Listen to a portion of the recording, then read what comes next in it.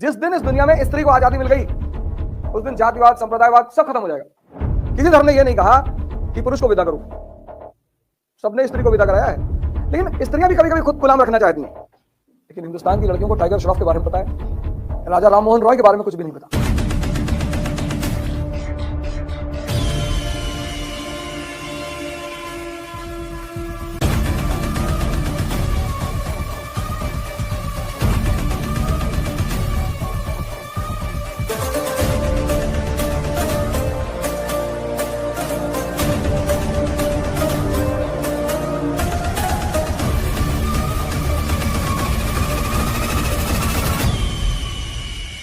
जैसे बड़े सारे समाज हैं, ट्राइबल समाज है, जहां लड़के विदा होते हैं।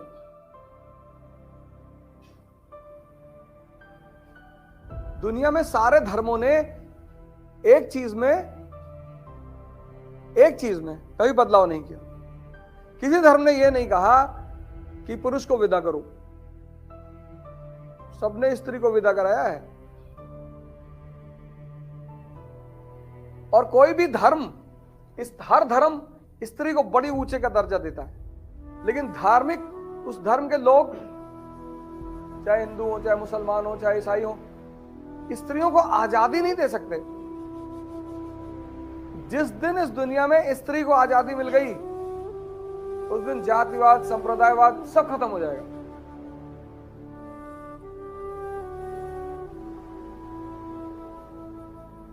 क्योंकि जब स्त्री के पास चुनने का अधिकार होगा तो वो उसी को चुनेगी जो धनुष तोड़ेगा।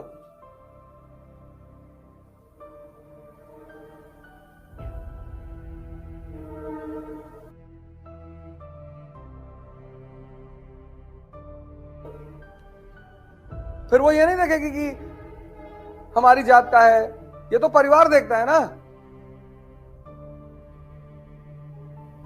तो स्त्री जो है, अब तो खैर सुप्रीम कोर्ट ने और भारत के समाज ने, भारत के संविधान ने उसे बहुत उच्चा दर्जा दे दिया।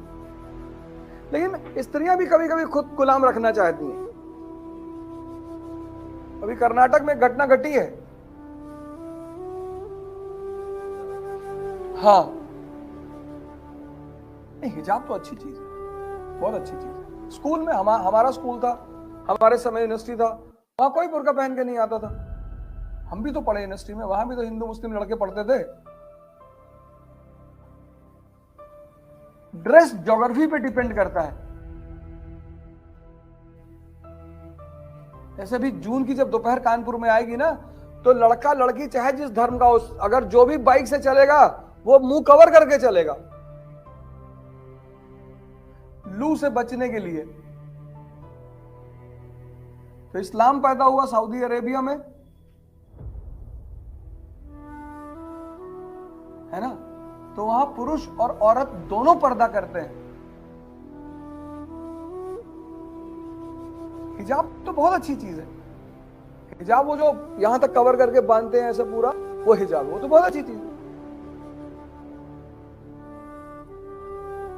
हालांकि औरतों के लिए कोई ड्रेस निर्धारित नहीं किया जा सकता, ये बात एकदम सही है।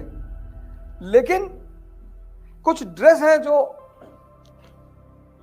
औरतों में बहुत अच्छे लगते हैं। किसी के लिए कोई ड्रेस नहीं बनाई जा सकती, और ये सब चुनना औरत का अधिकार है, वो क्या पहनेगी क्या नहीं पहनेगी। तो अब तो आज तो भारत ने बहुत अधिकार दे रखे हैं औरतों को। लेकिन आज से 50 साल पहले, 100 साल पहले, कुछ भी तुम अगर गुप्त काल के बाद का समय भारत में देखो, स्त्री को ना तो पुरुष की संपत्ति में अधिकार है ना पिता की संपत्ति में।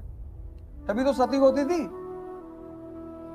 11 साल में शादी हो गई, बाल विवाह, 12 साल में विधवा हो गई। पति के संपत्ति में अधिकार ही नहीं, पिता के संपत्ति में अधिकार ही नहीं, शिक्षा नहीं थी उसके पास, कोई व्यवसाय नहीं था उसके पास। तो जो उसको पालता वो उसका शोषण भी तो करता।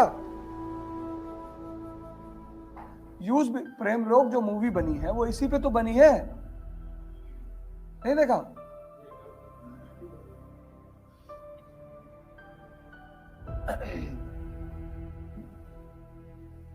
क्या है उस मूवी में विधवा के साथ अन्याय?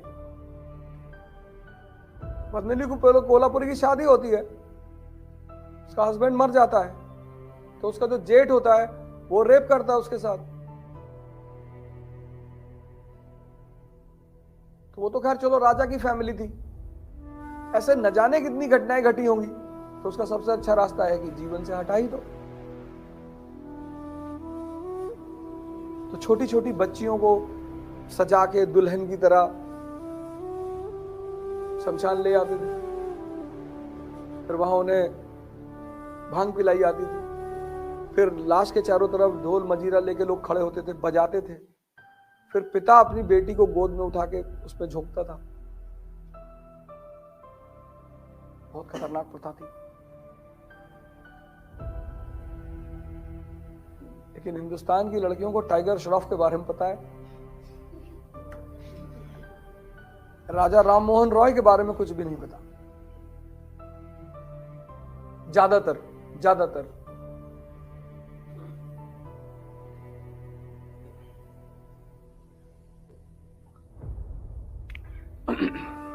ये देखो मौर्य काल, मौर्यन पीरियड और पोस्ट गुप्ता हर्षवर्धन का काल। यहां पे सती प्रथा नहीं है,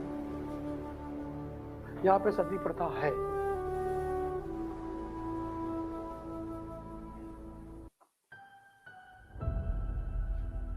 अब ये जो काल है ये द्वितीय नगरी क्रांति का काल है, second urbanization, trade and commerce का काल है। शहर, बड़े बड़े शहर, मतलब आज का ये यूएस का काल है, यूनाइटेड स्टेट्स ऑफ अमेरिका का। और ये जो काल है ये आज का अफगानिस्तान का काल है, फ्यूडलिज्म। अब ये अर्बनाइजेशन का पीरियड है, second urbanization, trade and commerce चल रहा है, बड़े पैमाने पर व्यापार वाणिज्य चल रहा है। और भारत की सबसे बड़ी चीज जो यूरोप जा रही है वो है मसाला। मसाले के बाद जो दूसरी चीज सबसे बड़ी यूरोप जा रही है वो कपड़ा है। और वीविंग की जो मोनोपोली है, वीविंग का जो एकाधिकार है वो स्त्रियों के पास है।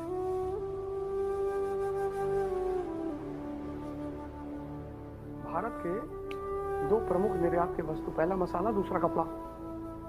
और कपड़े में वीविंग की मोनोपोली किसके पास है? तो उससे क्या हुआ? वुमन की आर्थिक स्थिति बड़ी मजबूत रही। तो चूंकि उसकी आर्थिक स्थिति मजबूत रही तो उसकी सामाजिक स्थिति मजबूत रही।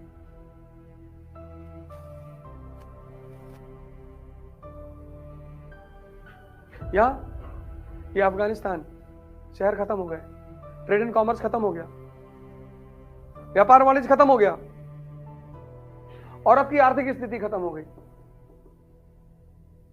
एक तरफ औरत की आर्थिक स्थिति खत्म हो गई, दूसरी तरफ पिता की संपत्ति में हक खत्म हो गया। सुप्रीम कोर्ट ने अभी दिया है, पिता की संपत्ति में अधिकार खत्म। क्यों? क्योंकि लड़की दूसरे के घर जाएगी। तो अगर पिता की संपत्ति में आधा हिस्सा लेगी तो उसके पिता का परिवार कमजोर हो जाएगा ना। भाई तुम्हारे पास 100 बीघा खेत है, तुम्हारे बहन की शादी हुई और उस 100 बीघा में उस बहन ने कहा आधा हिस्सा हमको भी चाहिए, तो 50 बीघा दूसरी फैमिली में चला गया, तो तुम्हारे परिवार की हैसियत कमजोर हुई ना। तो इस काल में स्त्रियों का जो पिता की संपत्ति में हक था वो खत्म हो गया। अब देखो आर्थिक स्थिति भी खत्म हो गई और पिता की संपत्ति में हक भी खत्म हो गया।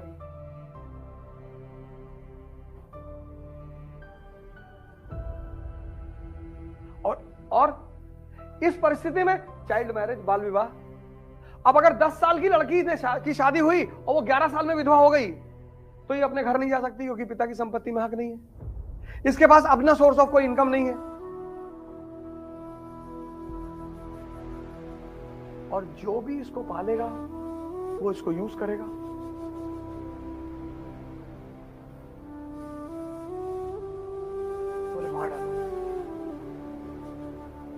बोले सबसे अच्छा तरीका मर्डर। तो यहां सती प्रथा को बढ़ावा मिला।